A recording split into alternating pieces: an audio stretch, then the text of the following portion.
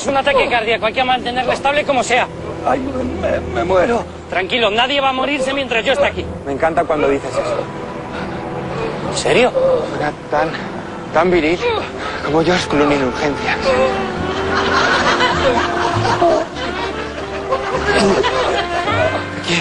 Te he querido siempre.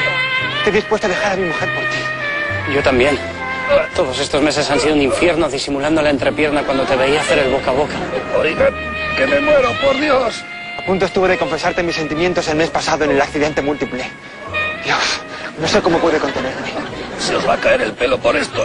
No sabéis a quién estáis atendiendo. Yo soy concejal. Oh. ¿Concejal? John, está claro que el destino nos ha regalado este infarto. ¿Quieres casarte conmigo? ¿Lo dices en serio? Por supuesto. Venga, cásenos antes de que empiece a fibrilar. Soy concejal, pero del PP.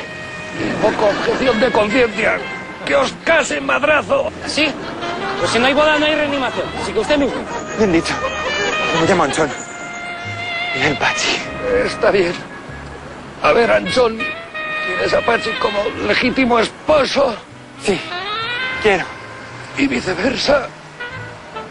Diga que sí, por Dios, que ya empiezo a ver un túnel con la luz al fondo. Sí, quiero.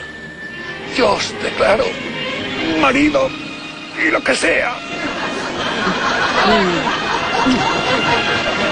Bueno, y ahora tranquilícese que le voy a hacer el boca a boca. Joder, qué asco. Poniendo los cuernos el mismo día de la boda es el colmo.